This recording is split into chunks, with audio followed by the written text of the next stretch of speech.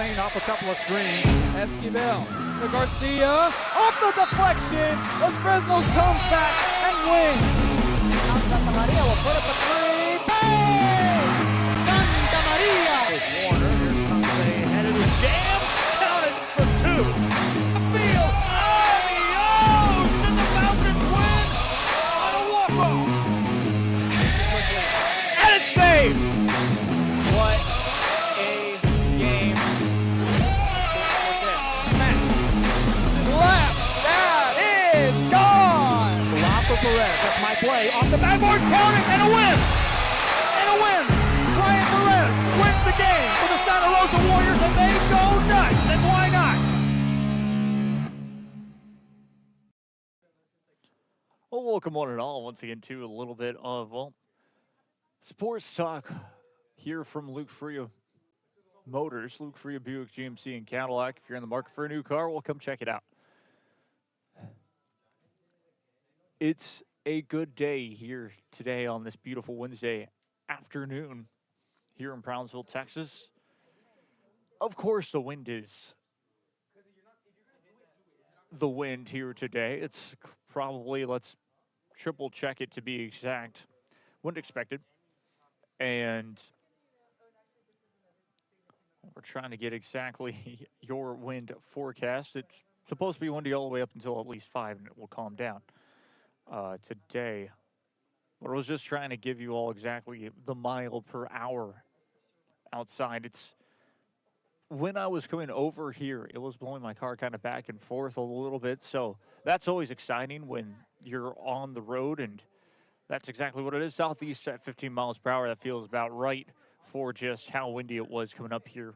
It's been nice. It's been good. The sun will, the moonrise to be exact, is at 7:56 p.m., which I guess the sun sets just a little bit before then. But the sun set at 6. The sun will set at 6:33 p.m. here today.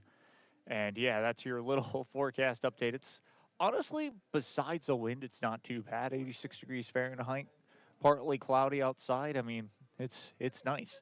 It's nice out there. Again, I'm Jacob Young. This is Real Sports Live Network. If you're in the market for a new car, come check them out. It's on Price Road, Old Alice Road, to be exact. Yes, I go back and forth with that multiple times. It's always funny, but yes, that is exactly where it is. It's off the expressway. You cannot miss it. Yeah, like we mentioned, a lot to talk about. It's also a great day to be a Texas Aggie. The reason, of course, being Texas A&M defeats the University of Kentucky last night in men's college basketball. They needed to win one of their last 2 games in order to most likely make the tournament. This is a massive win. We will talk a little bit about that, the bracketology of it all, because guess what? Regular season, for the most part, for a lot of mid-majors, well, I would say all mid-majors, are done and dusted. And so they start their tournaments about next week. The big conferences for women's basketball have started their conference play. Have started their conference tournament play here today. I saw on the SEC network as well as the ACC network them playing in their tournaments. So that's always exciting as well. So a lot really in store for us all on this beautiful show. Like we mentioned, of course, we're going to talk high school basketball. We're going to talk the final talk of high school basketball from last night. The game that I was at in Alice High School, or in Alice, Texas, at Alice High School. I will definitely be talking about that one and how exciting it was for that game. It was something that you wouldn't be used to seeing. It was something that was a blast to watch. Unfortunate circumstances as well. But it ended up happening. And for just the game was absolutely incredible.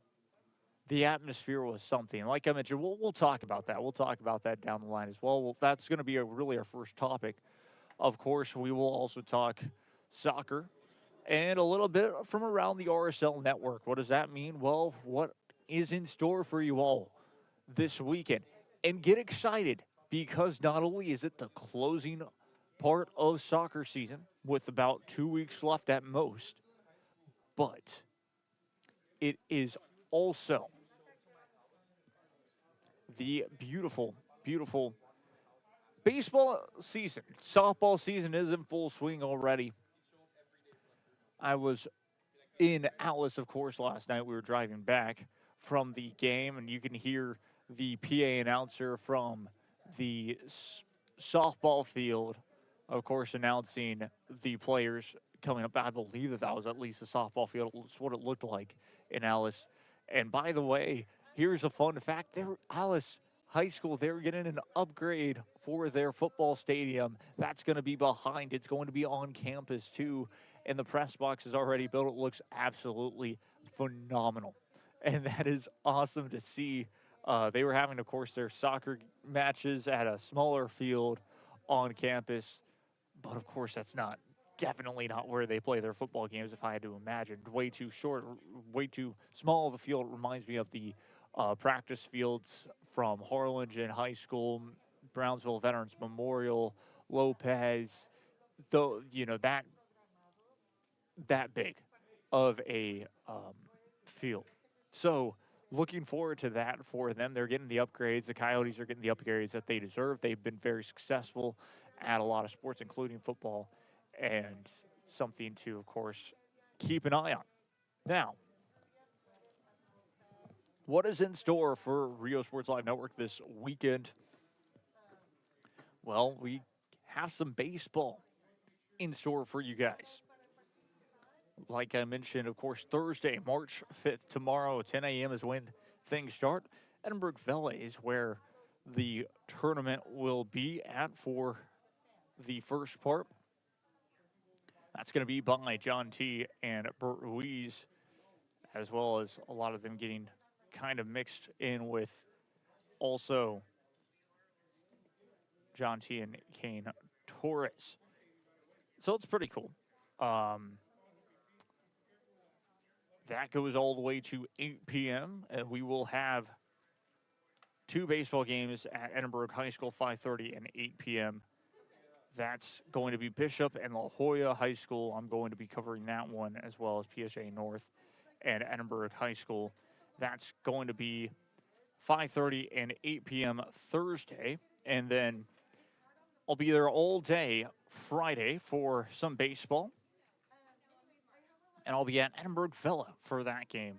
Wesco and Pioneer, Vela and La Jolla, Vela and Hidalgo, as well as McAllen Memorial and La Jolla, and Roe and Laredo United South. Then we have some TBAs at Edinburgh High School,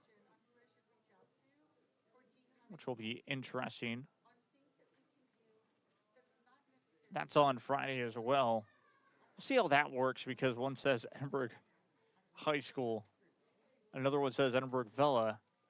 I'd be covering both, is what it says on the schedule, so I'll double check that as well. But anyways, we will at least have Edinburgh Vela covered tomorrow, or Edinburgh Vela covered Friday, as well as Edinburgh Vela covered tomorrow, and two games from Edinburgh High School covered for baseball. And then we will still have some soccer on tap for you all. That's going to be at Sam Stadium, 5:30 and 7:30 p.m. It's Brownsville Veterans Memorial taking on Los Fresnos High School for both of those matches. Should be great. Should be a great matchup in general. A lot of district play from that one. And then Saturday, you have the final two games, 10 a.m. and 12:30 p.m. That's going to be Laredo United South and Pioneer and Hidalgo and Wesco. So mostly we will just have it's mainly just a round-robin tournament, meaning they're all going to play against each other, and it's one of those. Saturday, there is a small chance of rain. I don't believe it will hit in Edinburgh, at least during that time. Possibly a little later on throughout the day. But if anything, on the Sunday is when there's going to be just not that. There's going to be a lot of rain, so That begs the question, of course, for UTRV baseball and all that. We'll talk a little bit about them as well. Like I mentioned, I want to talk about bracketology because it has a lot to do with the Southland Conference as well as wanting to talk some boys and girls soccer. So, going to take a quick break. When we return, like I mentioned, we will be talking about the playoff basketball games that were last night. Stay tuned for that as we break it all down for you here on Rio Sports Live Network. Stay tuned. It means a lot to me. TSC has changed me to make me realize that I can accomplish things. Just don't give up. I've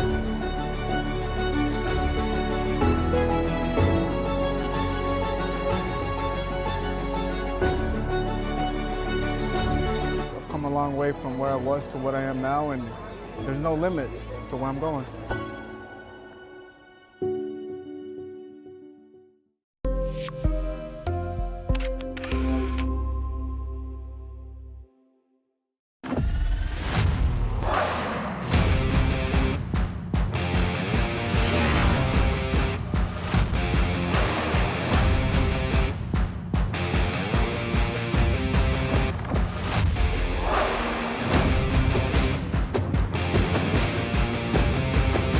Elevation, AT4, AT4X, Denali.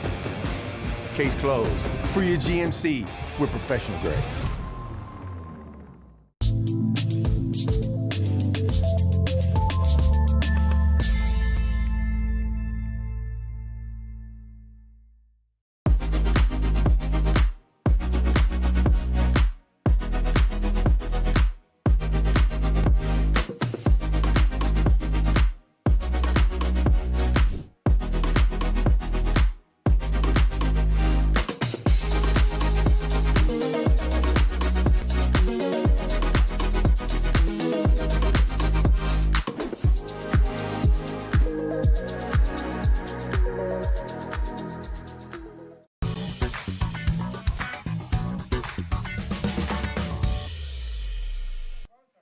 Back we go once again to hear from Luke Fruia Buick GMC and Cadillac here on Rio Sports Live Network.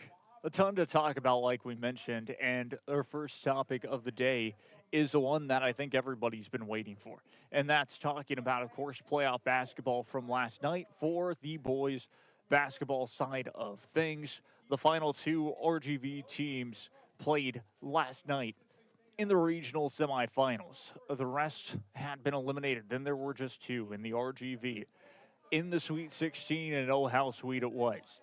I got to be the one to cover none other than Alamo Heights taking on McAllen High School from Alice High School in Alice, Texas. Let me tell you something really quickly. My one little gripe about Alice, it's nothing bad except their streets are not marked well. And Google wanted me to take a back road, and it was kind of annoying at all of that. And then point is, we get there safely and all of it. We check in, get through, find internet and all of this. Yes, there were a little bit of internet issues, but we will have that taken care of, and no issues. We had that taken care of, I should say, and we really didn't have any issues from then on. And it was mainly just through the second quarter and through the third and fourth. And, of course, overtime basketball. So, again, we start off with the start of the game. And the biggest thing was with basically McAllen High School. From the start, they had a lot of the momentum. They were down early in that game, but for McAllen High School, the biggest thing was DeAndre Canada came alive throughout the whole entire game. Not only did Canada come alive with it, Judah Rios was a massive, massive help as the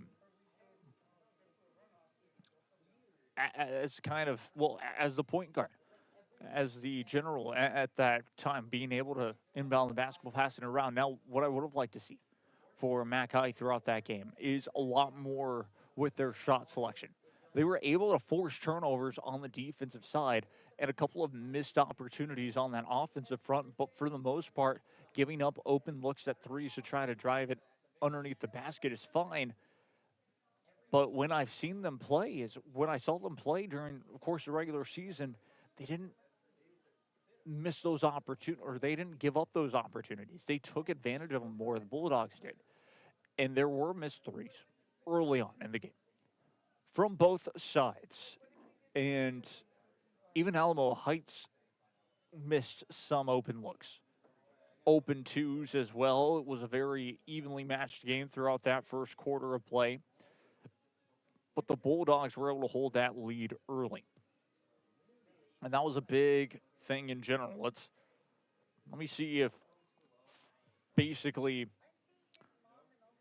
for the first quarter of play, it like I mentioned, it was an interesting start for that game.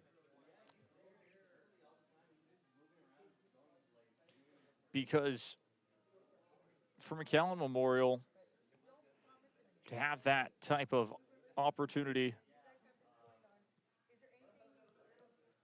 down 5-2 even. McAllen High School were down 5-2, and then coming back into that one, 15-11, close to the end of the first quarter. So McAllen High School, they had that opportunity to really get the lead up.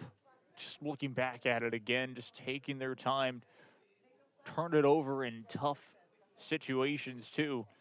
But Alamo Heights were turning the ball over more and more. Alamo Heights, during that game, they lost the turnover battle throughout the whole entire first quarter and second quarter as well.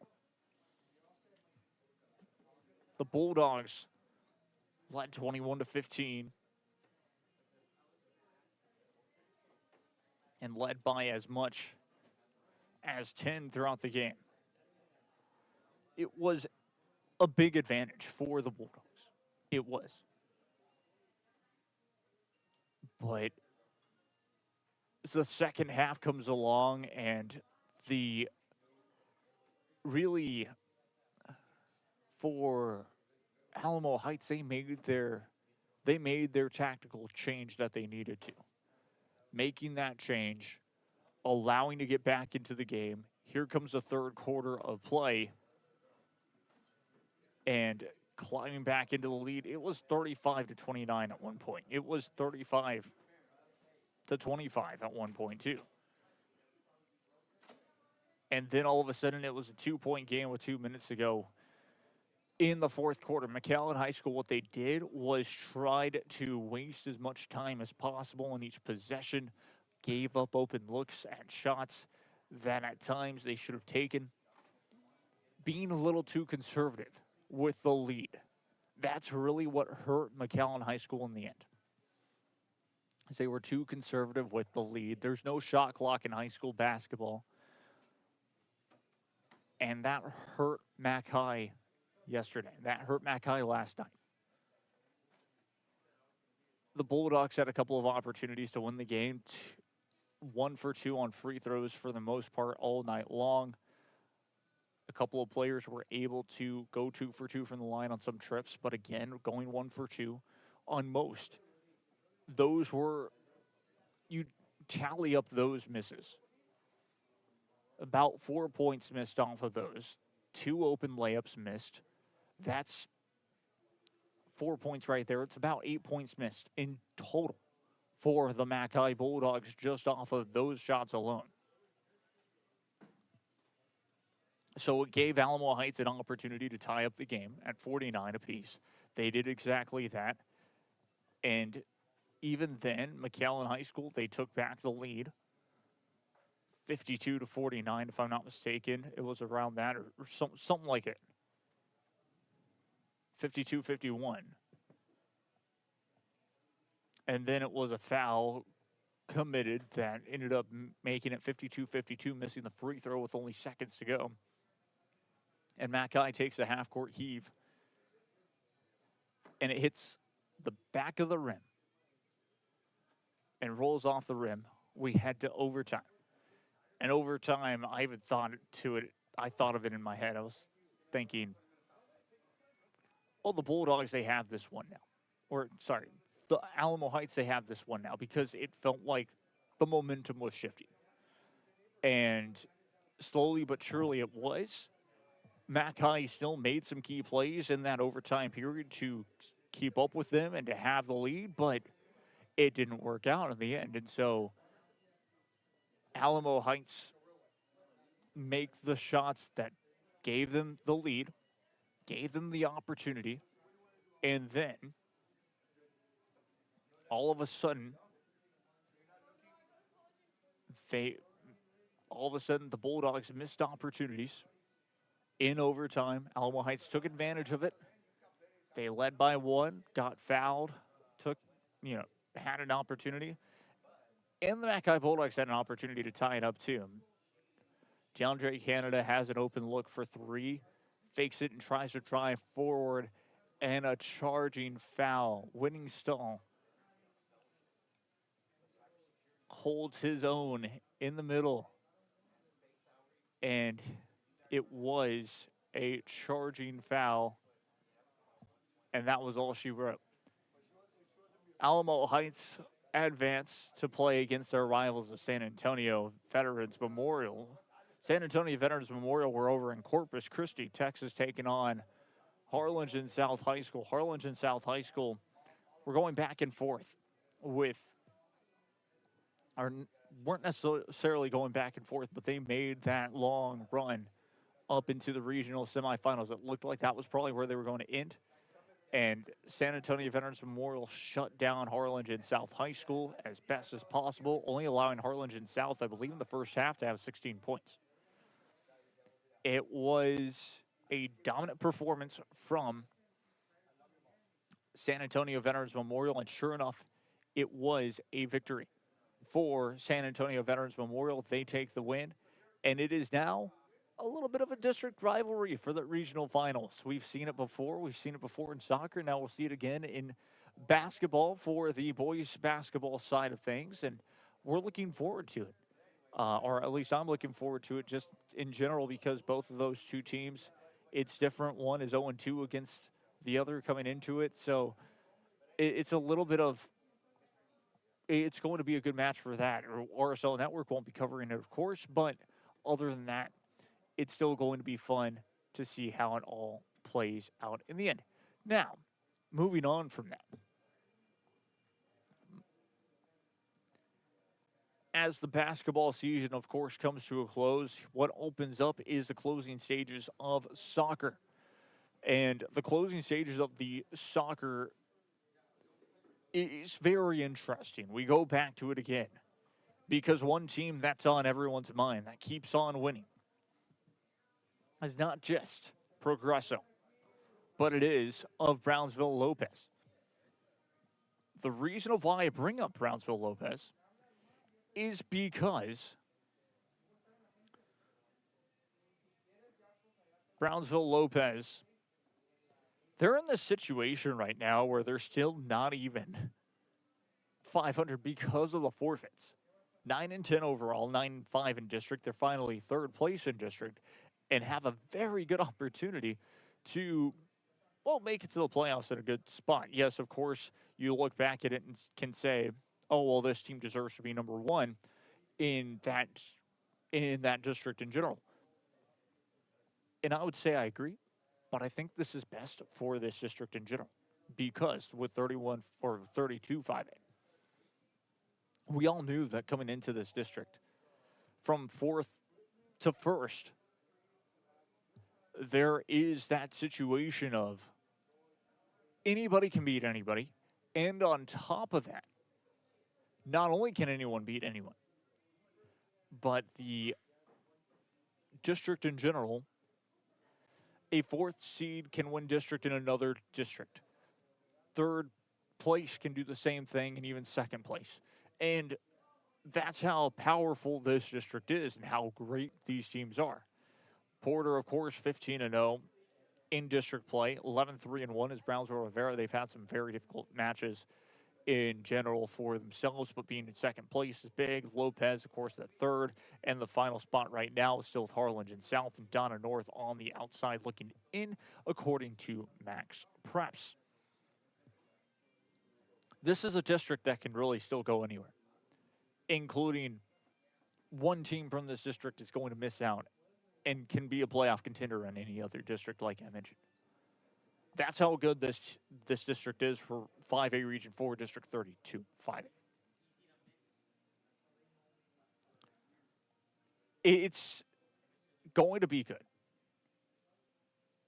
My prediction as the season heads to a close in soccer, let's tell you very quickly the schedule for how many games each team has left.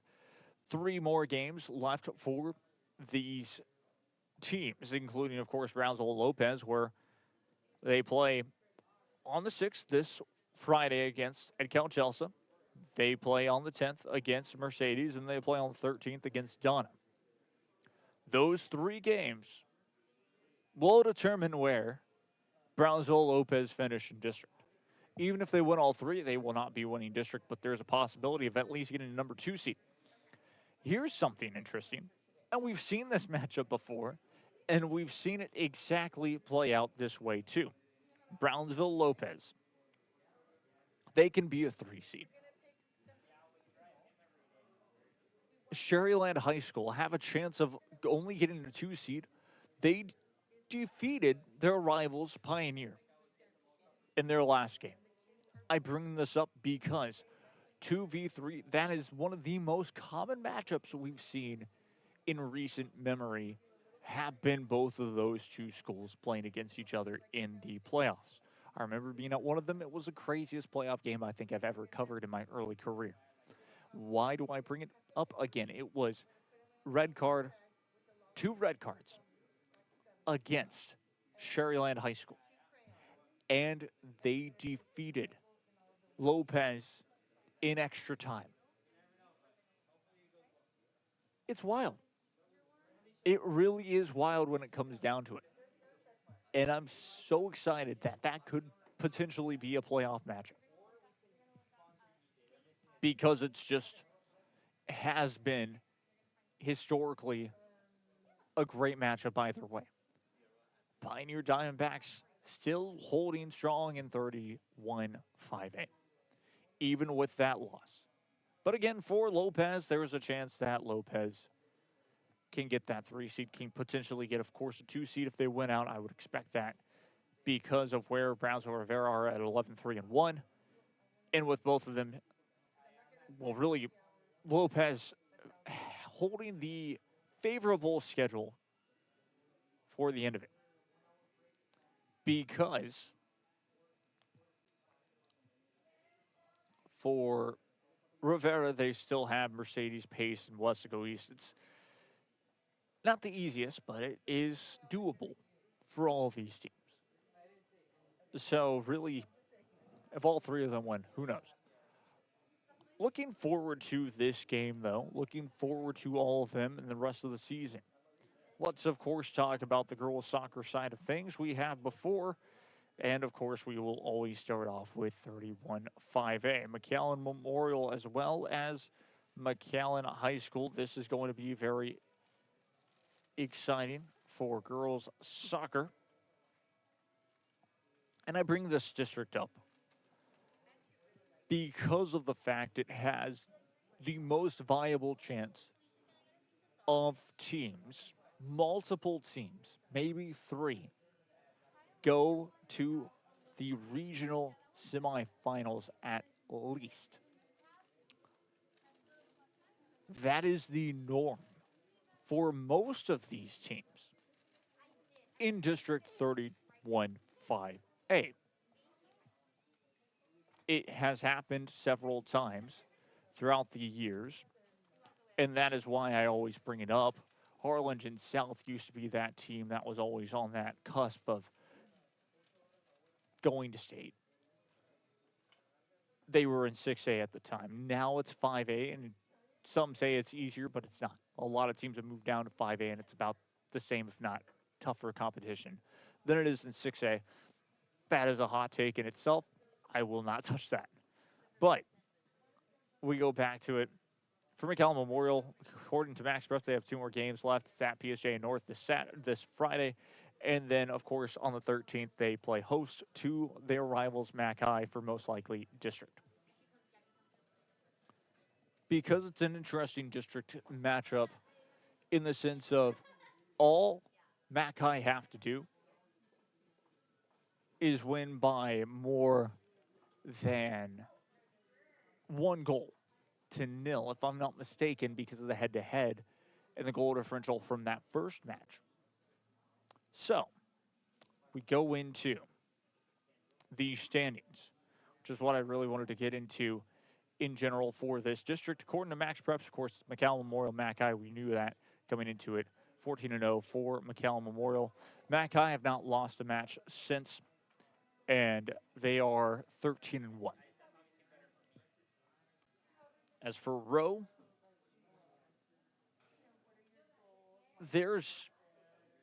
they have been on and off. But for the most part, the Rowe Warriors, about 3rd to 4th place. That's really the 2 district. It's looking more and more like it's locked. The district is locked for the top 4. It's just where will those top 4 teams actually be in. And for the most part, the 1st and 2nd are locked. Now, if the Mac High Bulldogs somehow, some way lose against the team that they will be playing against this upcoming weekend, that's a different story. All of a sudden, they have 2 losses, and the Rowe Warriors could potentially, of course, upset, even though McAllen High School had beaten them twice. So, more than likely, the first 2 are locked. It's 3rd and 4th to 5th that are up for grabs. Pioneer just about eliminated from postseason play as well. Like I said, your top 4, really, it's 3rd and 4th that we don't know where and who will be in it. But again, that's how much this district is. Again, my bold prediction is not all of them will be moving on to the area round, and that's where things get interesting because it's Gregory, Portland, it's Corpus Christi Vets, and then you could potentially throw in a Mission Vets and also a possible Lopez team. Not Lopez, but Palmview as well. That's a possibility. It's district from really 30, 29, 30, 31. Those are the 3 districts that you would always expect to be there. Flower Bluff as well. Always are thrown in as a pretty solid team when they arrive in the area round. But remember, it goes straight to regional semis after that because of the divisions. So, for example, Mac High, Lady Bulldogs, they're in Division 1. McAllen Memorial, they're in Division 2. So, with McAllen Memorial being in Division 2, even if they win the district, they're in a different spot, and it just makes things a little more complex. Like I mentioned, that's where you start to get in a lot more teams, and it starts to be not necessarily more complicated, but you can get a lot more teams in from your district potentially if they win enough games. Area round does become a little tougher as well as the regional semifinals, and that's where you meet up very quickly with a Leander school or potential different San Antonio school, South Lake Carroll, early on if you're Harlingen High School for girls soccer. It's a lot of just on the outside. It's still going to be exciting. I cannot wait for these final games to really kind of come to a close. Should be good. Should be really good. Looking forward to it. So, we're going to take a break as we have surpassed actually the half-hour mark. So we're going to take a break. We'll regroup quickly and we'll move on. We're We're going to talk some bracketology when we return. I'm Jacob Young. This is Real Sports Live Network. Stay tuned. I fell on a loose towel at the grocery store, and now they're saying it's my fault. Do you think you could help? Of course I can help. You should be focused on feeling better. Oh, thank you, Law Champ. Hey, do you think I can get a selfie? Of course.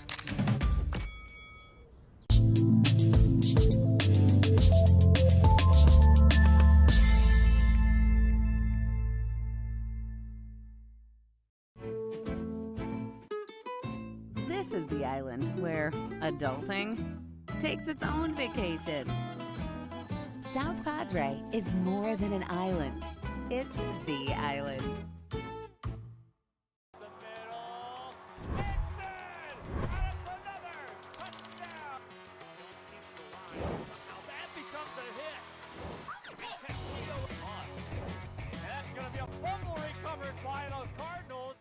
Turn your passion into a powerful career at Texas Southmost College. Our automotive technology program will train you in everything from maintenance to full vehicle systems repair. Earn a certificate or associate degree and get certified to work as a C maintenance or B-level technician. You'll be guided by seasoned instructors who have decades of real-world automotive experience, helping you get ready to roll into the industry. So take the wheel and apply today at tsc.edu.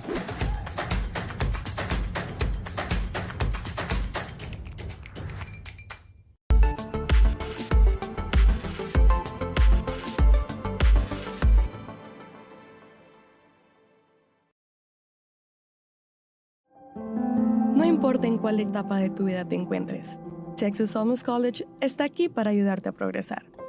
Ya sea que estés empezando desde cero, cambiando de carrera o adquiriendo nuevas habilidades, TSC tiene programas accesibles diseñados para adaptarse a tus metas. Es hora de dar el siguiente paso. Piensa en grande, piensa claramente, piensa en TSC.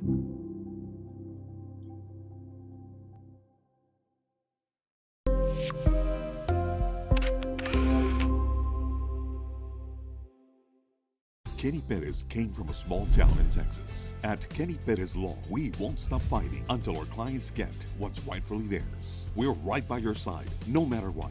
Call Kenny Perez Injury Lawyers today, 956-999-1111.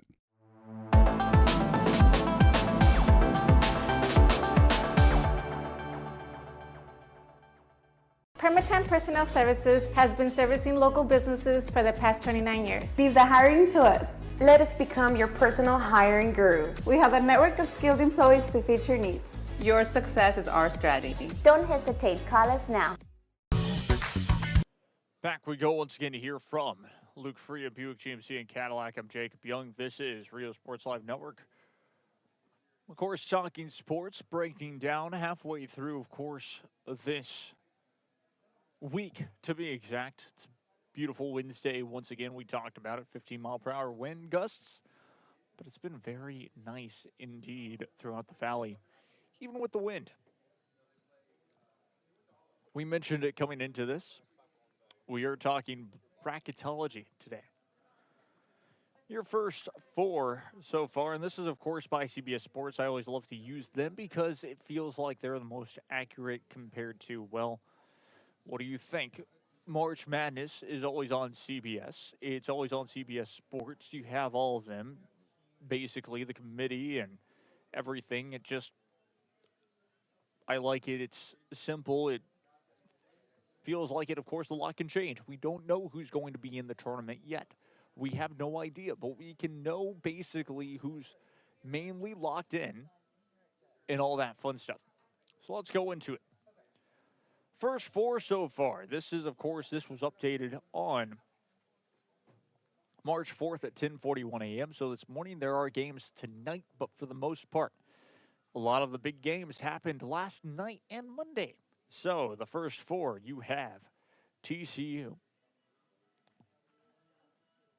New Mexico in the first four, both at 11 seeds. SNCLRA with VCU.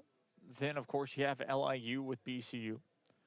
And then you have Howard and UMBC. Those will be your 16 seeds as well, the first fours. Let's talk about, of course, the East and your one seed there. That's going to be the Duke Blue Devils. They've been the team to look out for, basically, with St.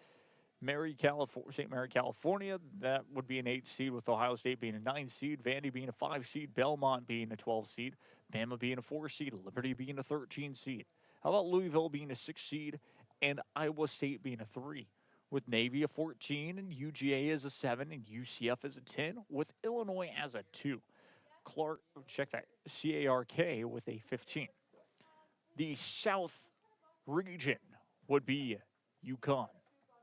The Huskies with Merrimack as a 16. Clemson as an 8 and UCLA as a 9. You'd have Texas Tech as a 4. Stephen F. Austin as a 13. Remember that, as well as, of course, I think I skipped over these. Tennessee is a 5 with Miami, Ohio as a 12. Clemson as a 8 with UCLA as a 9, just in case I didn't read over this. But yes, Texas Tech is a 4, and Stephen F. Austin has a dangerous 13 seed. Yes, they can be stopped with a good defense, but for the most part, they can be electric from three-point land. UNC is a 6, and South Florida as an 11. Purdue is a 3 with North Dakota State as a 14. Then you have Miami as a 7 with Texas as a 10. Florida as a 2 with Troy as a 15. It's true. That's how, of course, the South region looks. How about the Midwest? Midwest being a 1 seed, with NC State being an 8 and St. Louis being a 9. St. John being a 5 with Yale being a 12. Nebraska being a 4 with NC Wilmington being a 13. UK being a 6, which would be University of Kentucky. That was after their loss last night. 3 seed being University of Virginia. ETNST being a 14. Villanova being a 7 with SMU being a 10, and Houston being a 2 with Wright being a 15. In the West, the final side, Arizona being a 1. Tennessee State being a 16. Iowa being an 8th. Utah State being a 9th. Arkansas being a 5th. High Point being a 12th. Kansas being a 4th with Utah Valley being a 13. Wisconsin being a 6 seed, as well as Missouri being an 11. Gonzaga somehow, some way surviving as a top 3 seed.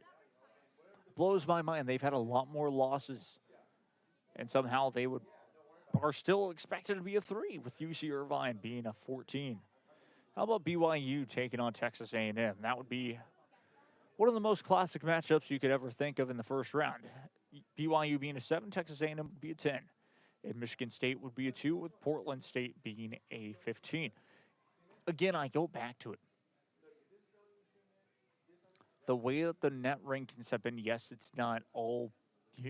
We always have to expect for a couple of things. You're going to have an Ivy League champion. You're going to have an automatic bid from the WAC. You're going to have an automatic bid from probably the Ohio Valley. You're going to have an automatic bid from several mid-majors that will still be going to the tournament because of the automatic bid. So you have to take that into account, and that's why we see a lot of those 14 seeds and a lot of those 16 and 11s.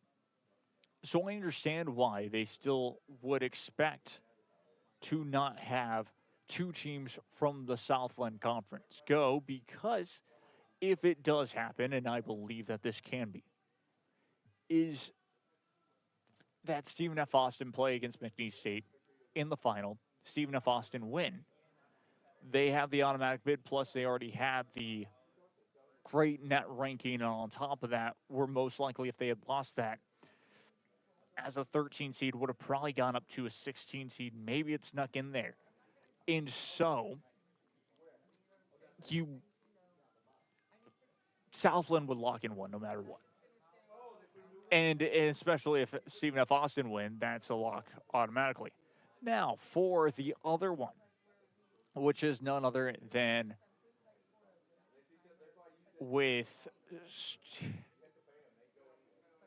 potentially, if McNeese State win, that's a different story. I would see how 2 teams could potentially get in from the Southland. And then if UTRGU win, it's just a complete I think there would only be one. The reason, of course, being UTRGV, the way that it's looking like they would play most likely the Northwestern State Demons. Then after that quarterfinal round, if they were to win that game, go on to play against McNeese State on ESPN Plus. If victorious there, would go to the final. And we'll double check that for you all just to make sure, but I believe that's correct. To most likely play against Stephen F. Austin is what I'm trying to say here, and that would be on ESPN2. That would be a big game. And then if they could defeat the Lumberjacks, have the loss avenged, this time in McNeese, that's a big, big victory for this team.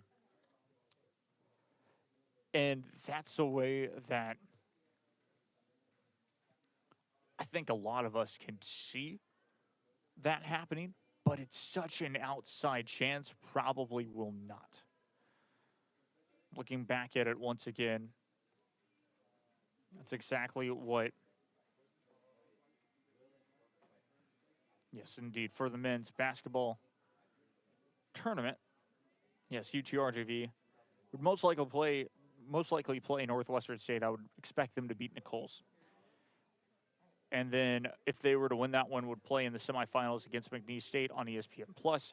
If victorious there, would play in the championship game, 4 p.m. Eastern time on ESPN2 against most likely the Lumberjacks of SFA. If they can get the job done there, all of a sudden they would, go to the dance, and that would be the first ever banner inside of the UTRGV Fieldhouse. That would say NCAA appearance. Southland Conference champion, so 2 different banners, I guess. An NCAA appearance, men's basketball. Now, the women can do the same thing, but it's going to take a lot more from them. They've had a lot of close losses and could have potentially had a 2-seed wrapped up. Same with the men's side. So there's going to be more work to be done, and that's okay. They get at least the bid to the conference, a bye in the first round, to get ready to play in that second round, to potentially get to the semifinals. Both teams, I believe, will be able to get to the semis. It's about playing perfect basketball when it comes down to it. Easier said than done. I'm just a pundit. But I would love to see UTRGV get to the championship game. I'd love to see both of them play on to Sunday or Saturday or whenever, of course, of next week, with a chance on Selection Sunday to get in. Or before, I guess whenever that final game is. I'd love to see that. So moving on, of course, as we're getting closer and closer, only 12 minutes left in this show. One of the things that I want to talk about as well is, of course, it's time to talk baseball, college baseball again. And let's start off with the biggest thing that has happened for the past 2 weeks in a row. LSU and Tuesday night baseball. LSU, a week ago, played on Tuesday night baseball. We talked about it right here. McNeese State gets the job done over defending national champion LSU to put a blunder on their perfect season this year. People probably thought, okay, it's just a fluke. LSU said, hold up and wait. They played at home again Tuesday against another team. Northeastern, I believe, was the team name. And LSU baseball could not get the job done again at home and lose. Just for not necessarily clarification, but if anyone was curious, on the last national champions throughout the years that win the national championship, how do they do the year after their national championship victory? Let's just take a look at Tennessee Volunteers and their baseball season in 2025. Their baseball record in 2025. The Volunteers, of course, we all know won in that classic 3-game series against Texas A&M. And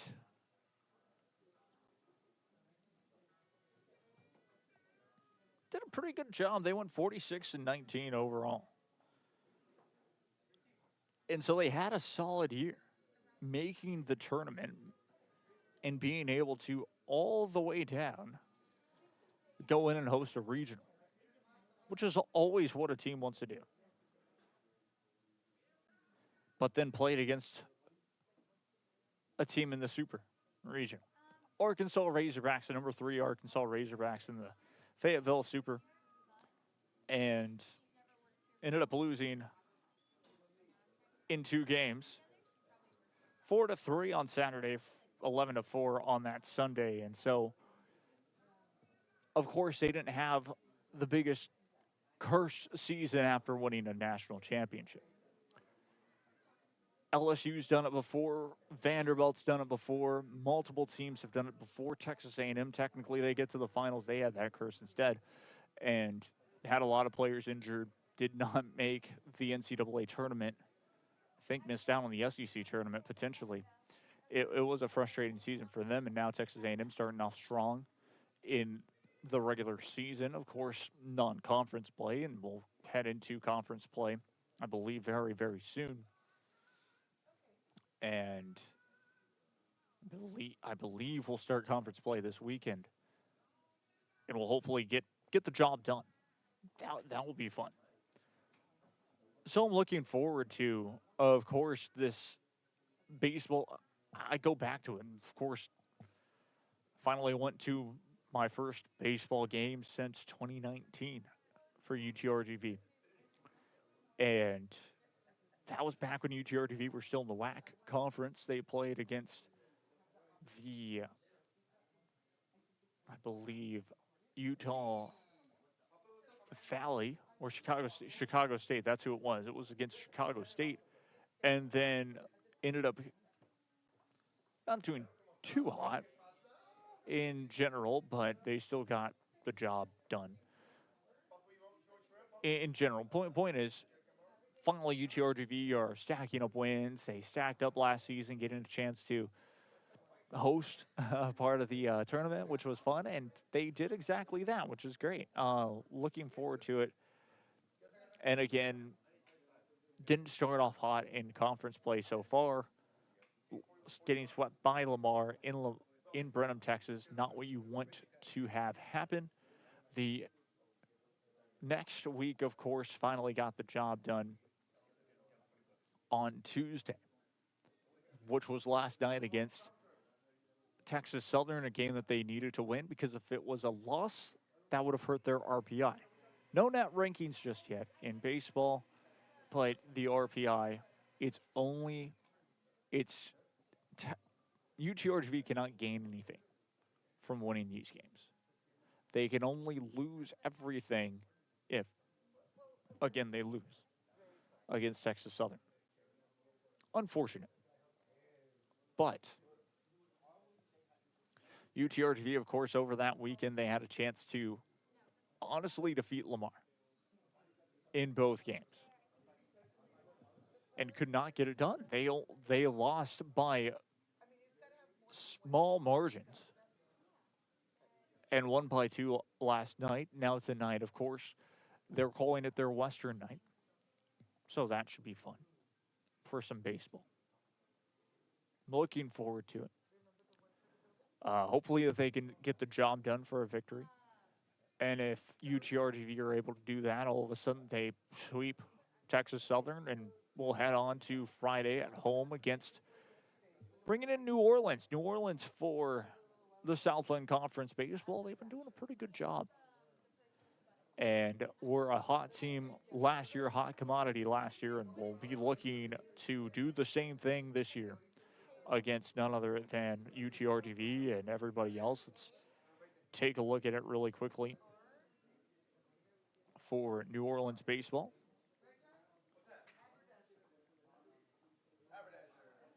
And for baseball, very quickly,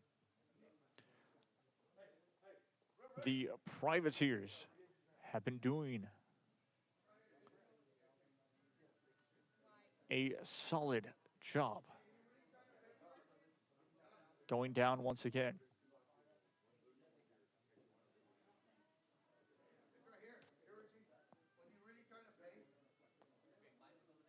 See.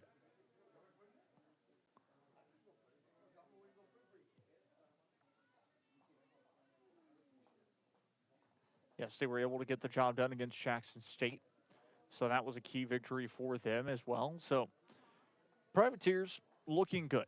Coming into town against UTRGV. It's all about UTRGV taking the series. Nothing more, nothing less. They need to win 2 of 3. It's simple. To be set. Because, well, the goal is not only to make the conference tournament, but the bigger goal is to do exactly what they did last year and host 90% of the tournament. If UTRGV can host the tournament, then, home field advantage, opportunity to play in front of a sold-out UTRGV baseball stadium, and a chance to, again, make history. Another team this year can make history. It's getting to the NCAA tournament. That's being a Southland Conference champion. It feels like that is this year. Congratulations. Shout out to UTRGV. Women's track and field, indoor track and field. They got the job done. They were showcased yesterday at the baseball game. They got to show their trophy and all of that. And big accomplishment, massive accomplishment for UTRGV athletics. It's a step in the right direction for everybody. And I think everyone in the Valley especially can feel the shift, can really feel the shift of where the athletics are going with this mid-major school. They will be a mid-major. Soccer will be a different story, but we'll cross that bridge when we get there in the summer.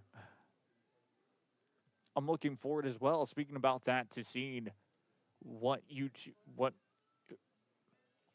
RGV Red Crowns will bring to the table this offseason before their start to the season, who they will be signing, potentially some UTRGV players to potentially, of course, out of state and out of the country. A couple of those players I'm certain will be there, with having fillers from the RGV as well. There's a couple of signees that are starting to, or that have signed to colleges for soccer outside of the Valley. No TSC. And so that's a big deal in itself too. So we're looking forward to all of that, and we look forward to bringing you all of that coverage here coming up very, very, very soon. It's been so much fun of this show. It's really going to do it for us here. Not much else to really talk about. It's going to be a big, big chance for, I think, the Valley this upcoming end of the year, end of the school year, to make a splash in a lot of different things. So yeah, I'm excited for it. That's going to do it for us here. Thank you all so very much for watching.